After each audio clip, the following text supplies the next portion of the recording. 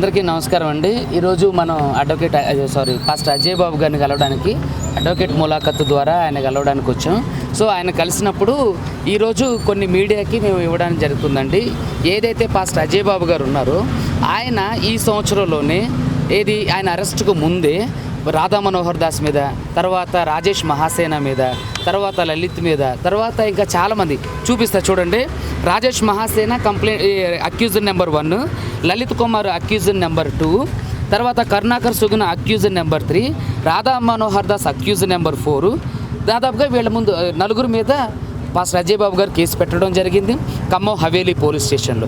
So మరి pastor Ajay బాబు గారు arrest కంటే ముందే ఖమ్మం పోలీస్ స్టేషన్లో ఆయన ఎఫ్ఐఆర్ ఫైల్ చేసినప్పుడు మరి దాని తర్వాత అయిన ఎఫ్ఐఆర్ మీద పాస్టర్ అజయ్ బాబు గారి మీద అయిన ఎఫ్ఐఆర్ మీద ఏ విధంగా అరెస్ట్ చేస్తారు, అది కూడా నాన్ కాగ్నైజబుల్ అఫెన్సెస్ కింద చేసినటువంటి ఈ ఎఫ్ఐఆర్స్ ఏవైతే ఉన్నాయో పాస్టర్ అజయ్ బాబు గారి మీద, మరి ఆ నాన్ కాగ్నైజబుల్ అంటే ఉన్నటువంటి గ్రౌండ్స్లో ఏ విధంగా అరెస్ట్ చేస్తారు. అదేవిధంగా ఒక పోలీస్ స్టేషన్లో ఆయన కేసులు కాదు, మొత్తం ఈ ఓవరాల్గా 5 పోలీస్ స్టేషన్లు అయినాయి. 5 పోలీస్ స్టేషన్లలో కూడా వీళ్ళు ఆల్రెడీ సిటీ సివిల్ కోర్టు సికింద్రాబాద్గా ఇచ్చింది బెయిల్, ఒకటి బెయిల్ ఇచ్చింది, ఇంకొకటి బెయిల్ అంటే రంగారెడ్డి కోర్టులో బెయిల్ పిటిషన్ పెండింగ్లో ఉంది. సో వీళ్ళు కావాలని ఇక్కడ ఒక కేసు తర్వాత ఒక కేసులో వీళ్ళని కావాలని బయటకు రాకోకుండా చేద్దామని నాన్ కాగ్నైజబుల్ అఫెన్సెస్లో చేస్తున్నారు. ఇది ఖచ్చితంగా కక్షపూరితమైన చర్య. పోలీసు వ్యవస్థలో ఉన్నటువంటి ఎవరైతే పెద్దలు ఉన్నారో వాళ్ళకి దయచేసి మా మనవి ఏంటంటే, మరి పాస్టర్ అజయ్ బాబు గారు ఇచ్చినటువంటి ఈ కేసు, దాదాపుగా ఈ కేసులో ఉన్నటువంటి ఈ అక్యూజ్ని ఎందుకని అరెస్ట్ చేయలేదు. మీరు దగ్గరకు జూమ్ చేసుకున్నట్టయితే అజయ్ బాబు గారు ఇచ్చిన కంప్లైంట్ ఇది.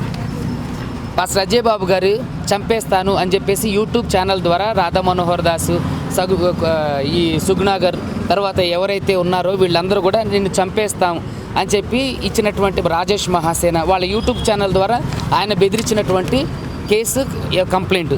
సో మరి పాస్టర్ అజయ్ బాబు గారు ఇచ్చినటువంటి కేసుకి ఏ విధమైనటువంటి విలువ లేదా?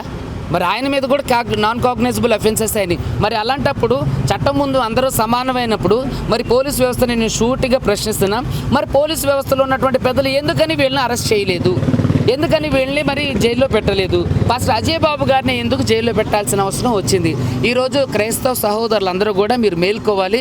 ఇది మీ వరకు రాలేదు అని చెప్పేసి మీరు అనుకుంటే అది ఖచ్చితంగా పొరపాటే. రేపొద్దున మీరు కూడా టార్గెట్ అవుతారు. కాబట్టి నేనేం చెప్తున్నానంటే, సో కాల్డ్ పాస్టర్స్ ఎవరైతే ఉన్నారో వీళ్ళందరూ కూడా మీరందరూ ఖచ్చితంగా మీ స్వరాన్ని వినిపించండి, మీ గొంతును వినిపించండి. అరే, ఒక కాకి చచ్చిపోతే 100 కాకులు వచ్చి అరిచినప్పుడు, ఒక పాస్టర్కి సంబంధించినటువంటి ఇష్యూ వచ్చినప్పుడు మిగతా పాస్టర్లు ఎందుకు సంబంధించి దీన్ని ముందుకు తీసుకెళ్ళట్లేదు? పాస్టర్ అభినయ్ గారి మాత్రమే ఉన్నారా? ఇంకా అడ్వకేట్ సుబ్బు మాత్రమే ఉన్నారా? అడ్వకేట్ ప్రశాంత్ అన్న మాత్రమే ఉన్నారా? ఇంకెవరు లేరా? అంటే సమాజంలో క్రైస్తవ చూడండి, నాకు దాదాపుగా రోజుకి 2-3 వేల కాల్స్ వస్తున్నాయి. అందరికీ ఓపికగా వివరించుకుంటూ చెప్తున్నాం.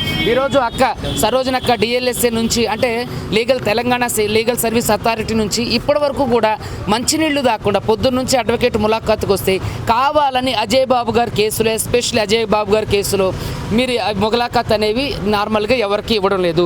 అడ్వకేట్ ములాఖాత్ కూడా నన్ను దాదాపుగా 2 గంటలు కూర్చోబెట్టిన తర్వాత నాకు అడ్వకేట్ ములాఖాత్ ఇవ్వడం జరిగింది. అంటే ఇక్కడ ఏం జరుగుతుంది? అందరికీ అంటే ప్రిజనర్స్కి హక్కులు లేవా? ప్రిజనర్స్ని అంటే డిఎల్ఎస్ఏ నుంచి కానివ్వండి, లేదంటే అడ్వకేట్స్ కానీ కలవాలంటే గంటలు వెయిట్ చేయాలా? అంటే ఇది కక్ష సాధింపు చర్య కదా? అడ్వకేట్లకి ఖచ్చితంగా కోర్టు ఇస్తున్నటువంటి రైట్ ములాఖాత్ అనేది. మీరెవరు గంటలు వెయిట్ చేయించడానికి? ఎవరు కూడా పాస్టర్ అజయ్ బాబుకి సపోర్ట్ చేయకుండా ఉండడం కోసం చాలా వరకు ప్రయత్నాలు జరుగుతున్నాయి. పాస్టర్ అజయ్ బాబుని ఎట్టి పరిస్థితుల్లో బయటకు తీసుకొస్తాం ఖచ్చితంగా.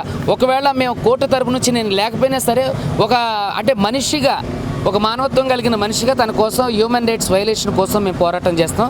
అయితే ఈరోజు నేను సూటిగా ప్రశ్నించేది ఏంటంటే, మరి పాస్టర్ అజయ్ బాబు గారు పెట్టినటువంటి కేసులో ఉన్నటువంటి అక్యూజ్డ్ నెంబర్ 4 ఎవరైతే ఉన్నారో మరి వీరిని కూడా అరెస్ట్ చేయాలి, వీరికి కూడా న్యాయం సమానమని నిరూపించాలి.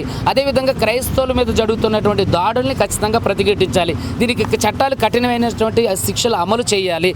ఏదైతే కమ్యూనల్ భావజాలాలకు సంబంధించి రెచ్చగొడుతున్న రాధా మనోహర్ దాస్ అయితే క్రిస్టియన్స్ సంబంధించిన ఐడల్స్ మీద ఉచ్చబోయిండి అని చెప్పి డైరెక్ట్గా మాట్లాడడం జరిగింది. మరి అలాంటి బుద్ధి తక్కువ వాళ్ళని ఈ చట్టం ఏం చేస్తుంది, పోలీసులు ఏం చేస్తున్నారు, వాళ్ళని ఎందుకు అరెస్ట్ చేయట్లేదు? బస్ అజయ్ బాబు గారు అలాంటి జిగుప్సాకరమైన మాటలు, అన్పార్లమెంటరీ లాంగ్వేజ్ అయితే యూజ్ చేయలేదుగా. ఈ కరుణాకర్ సుగుణ లాంటి వాళ్ళు, రాజేష్ మహాసేన లాంటి వాళ్ళు, వీళ్ళందరూ కూడా మీరు ఎందుకని ఎఫ్ఐఆర్ అయినా సరే అరెస్ట్ చేయట్లేదు? సో దయచేసి మీరు చూడండి, ఈరోజు క్రైస్తవులు సమాజంలో నాట్ ఓన్లీ క్రైస్తవులు, ముస్లిమ్స్ కూడా ఇప్పుడున్నటువంటి 2 తెలుగు రాష్ట్రాల్లోనే కాదు భారతదేశంలో ప్రమాద స్థాయిలో ఉన్నారు. దయచేసి మీరందరూ బయటికి రండి, మీ వాయిస్ని వినిపించండి. తప్పకుండా మీలో ఒకరు ఇలా జరిగినప్పుడు మీరు కూడా తప్పకుండా దీన్ని ఖండించండి. ఇలాంటి విషయాలు ఇంకోసారి పునరావృతం కాకుండా క్రైస్తవులు ముస్లింలు అందరూ ఏకం కండి. మీ అందరి కోసం మేము ఉన్నాం. ఖచ్చితంగా మా అవసరం ఉన్న ప్రతి ఒక్కళ్ళు మమ్మల్ని సంప్రదించవచ్చు. నా ఫోన్ నంబర్ 8499842988. ఖచ్చితంగా మీకు ఎవరికి ఎటువంటి సంబంధం లీగల్గా చెప్తున్నాం, ప్రత్యేకంగా లీగల్కి సంబంధించినటువంటి ఇష్యూ ఏది వచ్చినా సరే మమ్మల్ని అప్రోచ్ అవ్వండి. మా అక్కగారు బెయిల్ గురించి రేపు ఆల్రెడీ ఒక కేసులో ఒక కోర్టులో బెయిల్ వచ్చిందండి, ఇంకో కోర్టులో బెయిల్ రావాలి. అది రేపు ఎల్లుండి ఆవలెల్లుండి వరుసగా 3 రోజులు సెలవు ఉండటం వల్ల ఈరోజు సాయంత్రం బెయిల్ వస్తుందా రాదా తెలియదు. ఇది ఒకవేళ కుట్రపూరితంగా జరిగితే మాత్రం ఆఫ్టర్ 4 days తర్వాతే మన అజయ్ బాబు గారికి బెయిల్ రావడం జరుగుతుంది. పాస్టర్ అజయ్ బాబు గారికి ఏమండి నేను అడిగా, ఏమండి మిమ్మల్ని ఏమైనా తిట్టారా కొట్టారంటే మొదటి రోజు మాత్రం బూతులు తిట్టారు, అసహ్యమైన మాటలు మాట్లాడారు, నన్ను బాగా హెయిర్ అంతా ట్రిమ్ చేసేసారన్న, గుండు గీకించండి వీడికి బుద్ధి వస్తుందని చెప్పి అసహ్యంగా మాట్లాడి బూతులు తిట్టారన్న. ఈరోజు అడిగితే అలాంటిది ఏం లేదన్న, అంత పర్లా బాగానే ఉన్నారు, ఇప్పుడు సెటరేట్ అయ్యారు. మీరు అంటే ఉద్రిక్తంగా మీరు అంటే సభలు సమావేశాలు నిర్వహించండి, శాంతియుతమైన రాస్తారోకలు ధర్నాలు చేయండి, అప్పుడు ప్రభుత్వం మీద ఒత్తిడి రావడానికి అవకాశం ఉంటుంది. సో మనల్ని ఈజీగా విడుదల చేయడానికి అవకాశం ఉంటుందని చెప్పారు. ఒక నాన్ కాగ్నైజబుల్ అఫెన్స్లో పోలీస్ స్టేషన్లో 41 CRPC ఇచ్చి పంపించే కేసులలో అరెస్ట్ చేసి బెయిల్ కోసం వెళ్ళేంత వరకు చేస్తున్నారంటే చూడండి క్రైస్తవుల మీద ముస్లిమ్స్ మీద ఎంతటి కక్ష సాధింపు చర్యలు చేస్తున్నారనేది మీడియా ముఖంగా ప్రజలందరికీ తెలియజేస్తున్నాం. Thank you. అక్క మాట్లాడు. క్రైస్తవ సమాజం అంతా కూడా ప్రపంచం కొరకు ప్రార్థనలు చేస్తూ ఉన్నారు. మరి అనేక మంది వారందరి కొరకు, మాకు ప్రొటెక్షన్ ఇచ్చే వారందరి కొరకు కూడా మేము ప్రేస్ చేస్తూ ఉంటాం.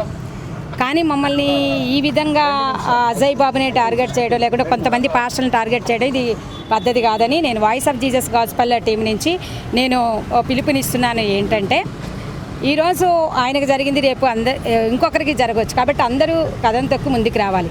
ఒక విషయం ఏంటంటే రాధా మనోహర్ దాస్ ఏంటి, ఇంకొకరేంటి, బైబిల్ని తొక్కండి, దాని మీద వచ్చపోయండి అన్నారు. మరి మా మనోభావాలు దెబ్బతిన్నాయి.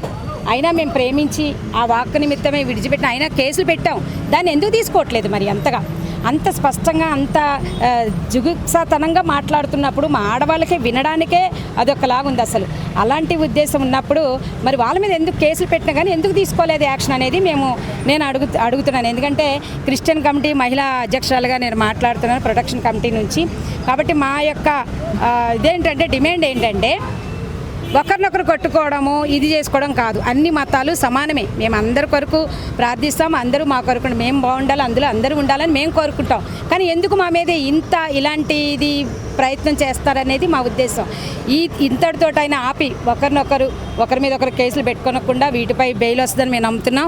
వచ్చింది కూడా, తమ్ముడు కూడా సేఫ్గా ఉన్నాడు లోన, అంతా హ్యాపీగా ఉన్నాం, పర్వాలేదు. కానీ మీరు అందరూ కూడా మాకు సహకరించండి. పాస్టర్స్ ఏంటి, మరి అనేక మంది క్రైస్తవ లోకమా మేల్కొని ఇలాంటివైనటువంటి ఉద్దేశపూర్వకంగా కలిగినటువంటి వాటి మీద జరుగుతున్నటువంటి దాడులను మీ అందరూ ఖండించాలని. గారి యొక్క హత్య అండి, అది ఖచ్చితంగా ముమ్మాటికి అది అందరికీ తెలిసిందే. ఎందుకంటే ఈరోజు మేము ఆర్టీవీలో చూసాము, ఏమనంటే అవును ఆ బైక్ ఆయనది కాదని, ఆ పర్సన్ ఆయన కాదని తెలుస్తూనే ఉంది అని వాళ్ళు చెప్తూనే ఉన్నారు ఇంటర్వ్యూలలో. అంటే ప్రతి ఒక్కరికి తెలుసు అది బైక్ ఆయనది కాదు, పర్సన్ ఆయన కాదు, అవన్నీ వస్తున్నాయి. కానీ అవన్నీ బయట పెట్టేటప్పుడు ఎవరు పెట్టాలంటే చట్టం పెట్టాలి, పోలీసులు పెట్టాలి. వాళ్ళు పెట్టే వరకు మేము ఓపికగా ఉంటాం. కానీ అది ఎందుకు లేట్ చేస్తా ఇలాగా అజయ్ బాబు మీద డైవర్ట్ చేసేస్తే